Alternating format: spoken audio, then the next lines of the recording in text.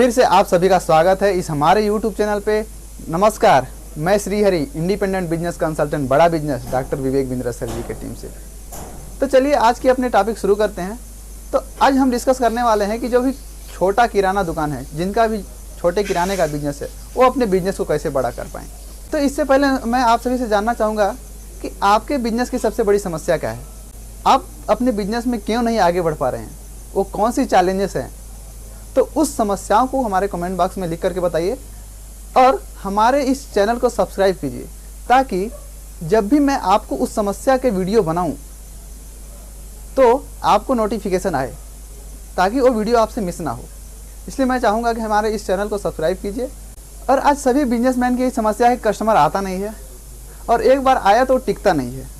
तो आज हम बात करेंगे कि कस्टमर कैसे लाएं, कस्टमर कहाँ से लेके आएँ और उसको अपने साथ एंगेज कैसे करके रखें, कि ताकि हमारे पास जो कस्टमर एक बार आए वो हमेशा हमारे साथ ही बना रहे। इस सभी के बारे में डिस्कस करेंगे आज। और कस्टमर लाने के बहुत सारे तरीके हैं, traditional marketing, digital marketing, guerrilla marketing, buzz marketing. यानी कि कस्टमर लाने के लिए जिनको पता है उनके लिए कस्टमर लाना कोई बहुत बड़ी बात नहीं है।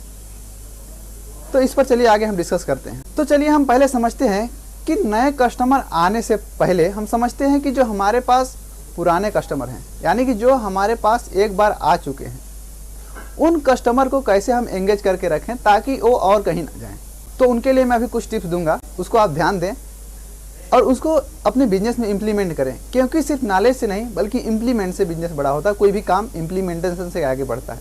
तो सबसे पहले मैं यहाँ बात करूँगा कि आपको जानना होगा कि आपके दुकान में वह कौन सा सामान है जिसको कस्टमर बार बार पूछता है और लेता बहुत ज़्यादा नहीं लेता है, लेता कम ही है, लेकिन उसको बार बार पूछता है। जैसे कुछ की चलिए एग्जांपल के लिए बात कर लेते हैं, चाय, शक्कर, आटा। ये छोटी छोटी चीज़ें हैं जो कि कस्टमर बहुत ज़्यादा नहीं लेता है, लेकिन हमेशा पहले आएगा दुकान में तो हमेशा ज़्यादातर उस चीज़ों को पूछता है, शक्कर है क्या, चाय है क्या। इसमें आपको बहुत ज़्यादा प्रॉफिट नहीं मिलता। तो आपको क्या करना है कि जो कस्टमर आपसे बार बार पूछता है, जिस प्रोडक्ट को बार बार पूछता है, उसका मार्जिन बिल्कुल लो रखना है। लो बोले तो ना के बराबर, ज़्यादा से ज़्यादा 1 रुपये, बस उतना ही। तो इससे क्या होगा कि जब कस्टमर आएगा आपके पास तो हर सामान का रेट तो नहीं पूछेगा, पूछेगा तो एक ही दो का सामान पूछेगा जो कि उसके डेली यूज करता है। तो आप उसका रेट अगर कम बताते हैं तो उसी के अनुसार आपके अदर सामान का भी एक्सपेक्ट करेगा वो। तो जब कहीं और सामान जाएगा पूछने के लिए, कहीं और से बात करेगा, तो उसको वही प्रोडक्ट, अगर मान लीजिए आपके पास शक्कर 40 रुपये है और वहीं किसी के पास 42 रुपये है, तो हर सामान तो पूछेगा नहीं वो। तो इसलिए अगर आपके पास 2 रुपये या फिर 3 रुपये, जितना भी डिफरेंट कमी है आपके पास, अब आप सोचेंगे कि यार हम उनको इतना कम रेट में देंगे तो हमको फ़ायदा कैसे होगा। तो मैं बताना चाहूँगा कि आपको एक ही सामान में फ़ायदा नहीं लेना, बल्कि आपके साथ अगर कस्टमर बना रहेगा तो और भी हज़ारों सामान यूज़ करेगा वो, तो आप उस सामान में अपने फ़ायदा निकाल सकते हैं। तो इस चीज़ को आपको ध्यान देना होगा आपके कस्टमर बनाए रखने के लिए, कस्टमर नए लाने के लिए, कि जो भी कस्टमर है आपका, जो भी कस्टमर आपके पास आता है, जो भी प्रोडक्ट हमेशा के लिए, जो हमेशा की तरह बार बार पूछता है और बहुत ज़्यादा लेता नहीं है, तो उसको मार्जिन बिल्कुल कम रखना है। और चलते हैं नेक्स्ट पॉइंट पे। जब कभी कभी क्या होता है कि आपके पास ऐसे सामान पड़े होते हैं जो कि बहुत दिन से पड़ा है, उसमें आपका पैसा फंसा है।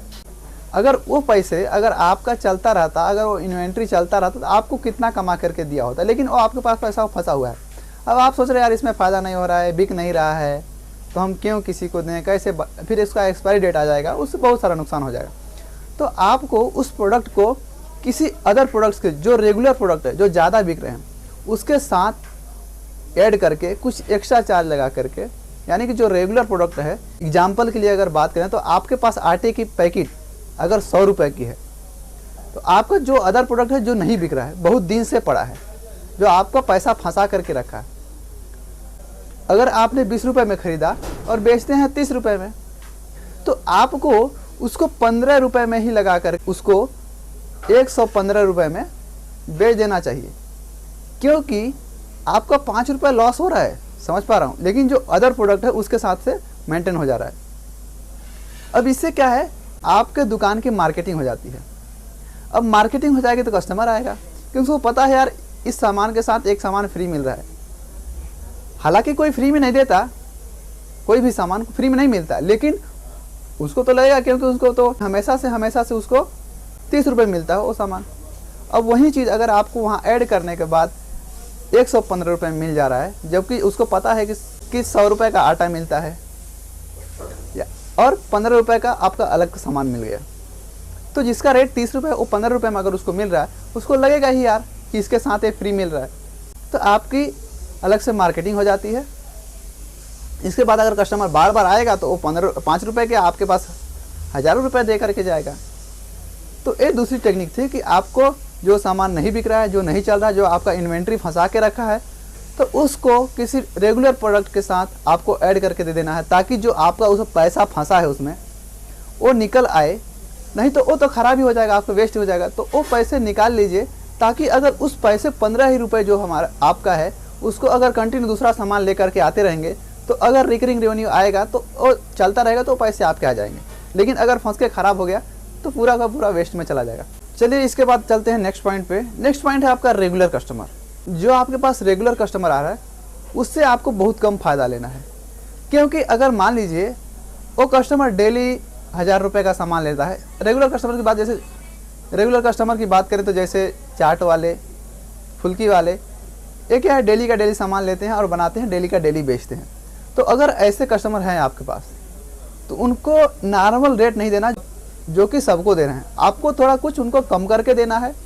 तो जैसे अगर बात करें कि आप 1000 का सामान 3 दिन में बेचते हैं, एग्जाम्पल की बात करें, और आपका सामान 1000 का सामान 3 दिन में बिकता है और उसमें आपको प्रॉफिट होता है 200, ठीक है।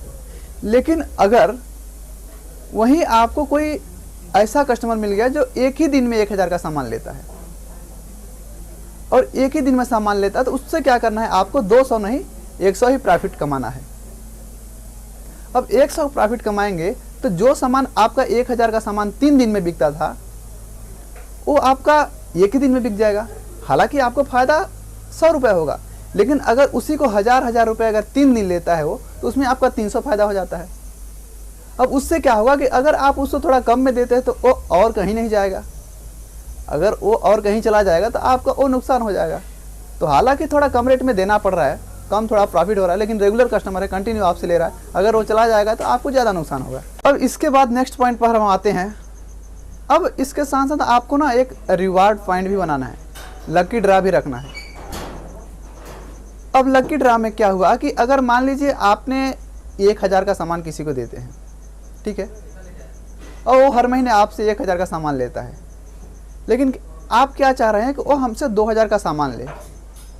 अब 2000 का सामान ले तो उसके लिए आप क्या करते हैं कि कोई 1500 का या फिर 1700 का सामान लेता है आपसे, तो उसमें आप क्या कर सकते हैं कि एक लकी ड्रा रखिए।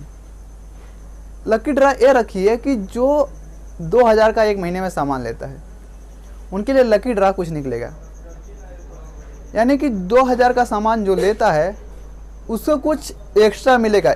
अगर आपका नाम आता है उसमें आपको कुछ ना कुछ एक्स्ट्रा मिलेगा, एक बेनिफिट्स मिलेगा। उससे क्या होगा कि जो 1700-1500 सामान लेने वाले हैं, हो सकता है 2000 का सामान लें, क्योंकि आपने 2000 टारगेट रखा है, वो सोचेंगे यार हम तो ऐसे भी 1500-1700 का ले ही रहे, 300 का और ले लें, इससे हमको क्या होता है, लकी ड्रा में नाम आएगा तो हमको कुछ और मिलेगा। तो ऐसे कर सकते हैं। और दूसरा पॉइंट है, आप रिवार्ड पॉइंट भी रख सकते हैं। आप जैसे कि मैंने लकी ड्रा बताया, और उसके साथ साथ आपने रिवार्ड पॉइंट भी रख सकते हैं। ऐसे मान लेते हैं कि आपने किसी को 500 का सामान दिया।